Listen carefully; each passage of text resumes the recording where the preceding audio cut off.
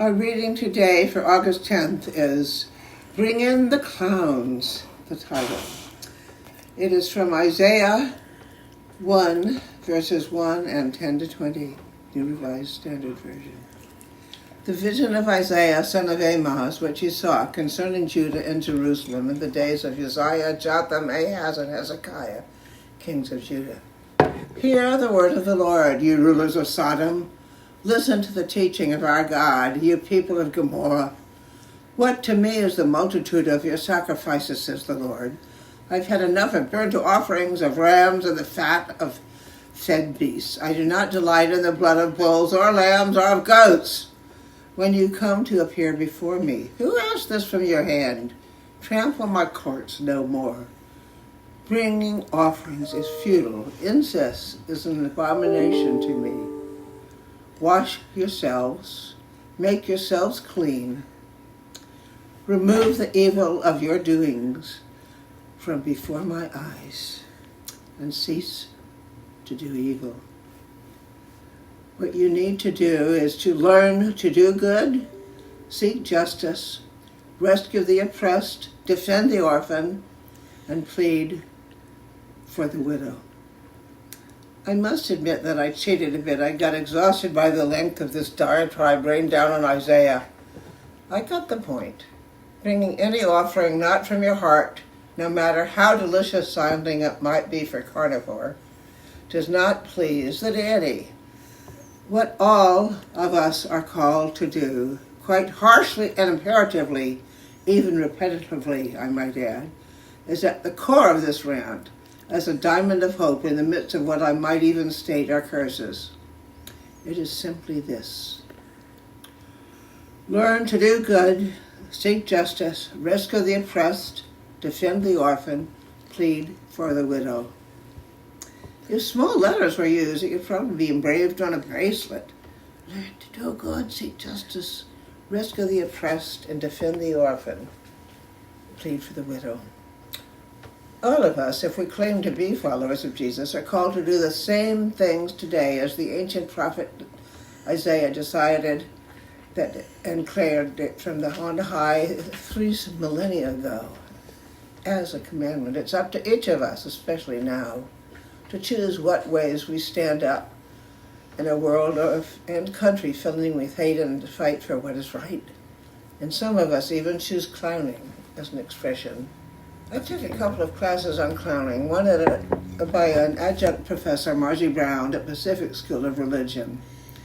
There were a lot of local protests at UC Berkeley at the time, so when the paddy wagons would show up and she was there in her clowning outfit and she was arrested, she would just dance into the paddy wagon handing out flowers to the arresting officers. My clown persona later on was Toby the Clown. It included very large nose, big red shoes, a bulbous nose, and a funny hat with very baggy pants. When I was a pastoral associate at a large Catholic church in Oregon, I had the captive audience, the grammar school it ran by the nuns. I would go into the classes and act out biblical passages while the teacher read the text. It was a lot of fun.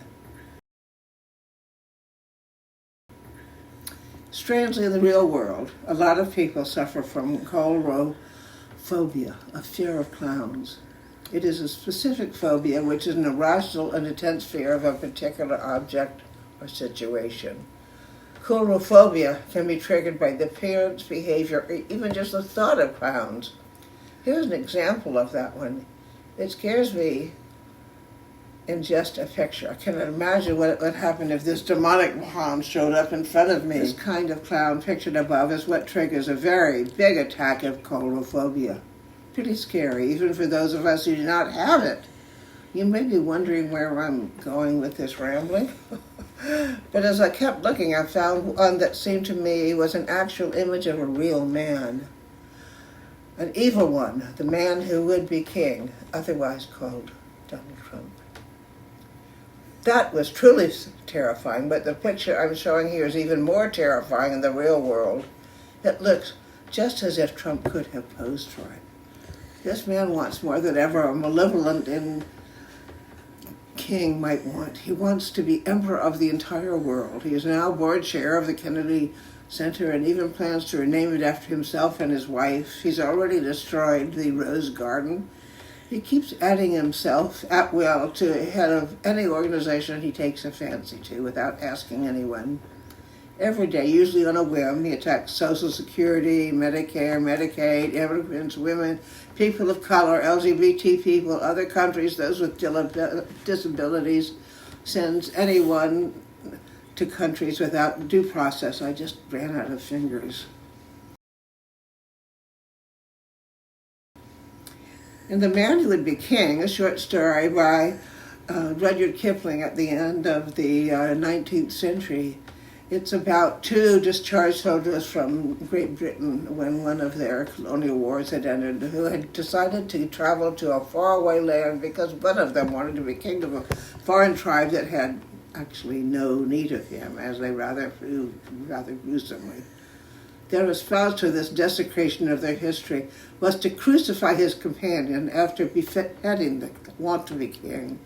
His home country came carrying his former companion's head with him. I'm in no way arguing for violence against Trump, but doing nothing does not follow the instructions given to Isaiah almost 3 millennia ago. Hear it again. Learn to do good, seek justice, rescue the oppressed, defend the orphan, plead for the widow. Take a deep breath. I'm not yet finished with clowns. In addition to entertaining us or frightening us, they have useful roles. In bullfights and rodeos, if the competitor is threatened or hurt, it is clowns not caring about their own safety who rush in from the sidelines to distract the bull, or other rodeo workers can drag him or her, let's be fair, to the sidelines to be treated. Henry Nouwen, a famed theologian, even wrote a book called Clowning in Rome, one of my favorites. He says the clowns are not the center of events. They appear between the great acts, fumble and fall, and make us smile again after the heroes we came to admire. The clowns don't have it together. They are awkward, out of balance, and left-handed, but they are on our side. The clowns show us with a tear and a smile that we are all sharing the same human weakness. The longer I was in Rome, the more I enjoyed the clowns, those peripheral people who, by their humble, saintly lives, evoke a smile and awaken hope. I totally agree with this statement, except for one exception. I'm a lefty, always was, always will be, and my experience are even better than right-handed people. And for my last example of clowns, I swear, but of course raising my left hand, that you might have heard of him. His common name is Jesus. Here's a picture of Jesus riding into Jerusalem on Holy Thursday. I must have switched pictures. Here is the right one. Give me a moment. Hang on, still looking. Here's the one I like. He is not much higher than the people, his feet almost touching the ground. People were able to crowd around him safely and with joy. Not so with the Roman centurion. His presence is supposed to invoke fear, security. No one would even dare approach him. He was doing this as a protest against the powers that be. Obviously, the donkey and an unarmed Palestinian would have had no chance against a Roman charger and his armed rider. But Rome fell in 410 Common Era, but Jesus' message lives on in us. This is no time to be a spectator, either on the stands watching a rodeo or a bullfight, or in a circus tent watching clowns in bright costumes taking pratfalls to entertain the cheering crowd. In the real world, after we leave the circus tent or stands in a rodeo, the entire world is being held captive by a man who really would be king, using any means at his disposal to bring that about. So, this is not a spectator sport. There's no time for silence. It is time to choose your weapon. A poster, a silent protest, a sit-in, writing letters, sending money, speaking with friends. In the long run, it really is the meek, the clowns, the everyday people who will win this battle. As for me, I'm going to rummage around in the closet to find my clown outfit and buy a bouquet of flowers that need to be handed out to random people on the streets. Let us end with a song, Bring in the Clouds. So be it.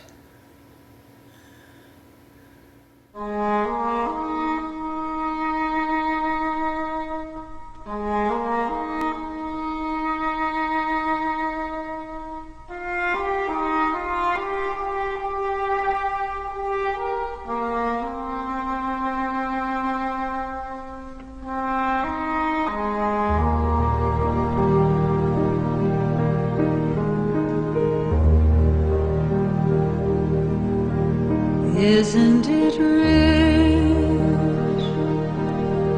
Are we a pair? Me here at last on the ground, you in midair. Send in the clouds.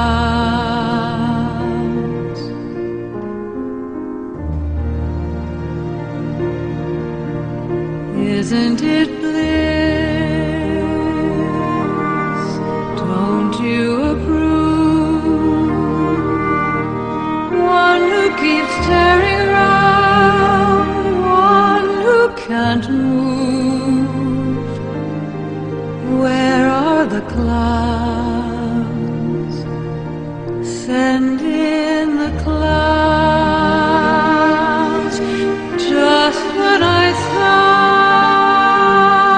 opening doors, finally knowing the one that I wanted was yours, making my entrance again with my usual flair, sure of my lies,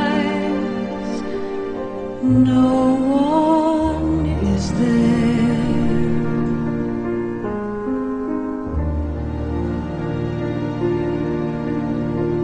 Don't you love a farce?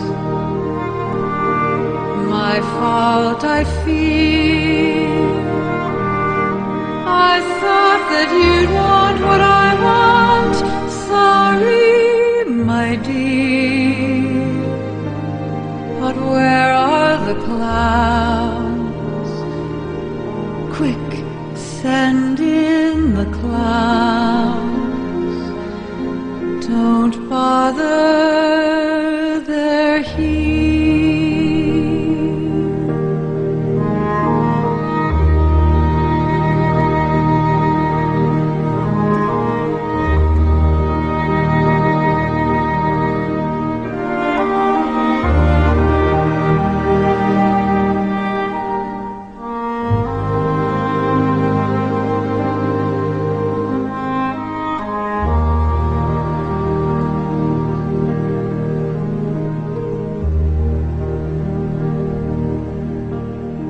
Isn't it rich? Isn't it queer? Losing my timing this late in my career.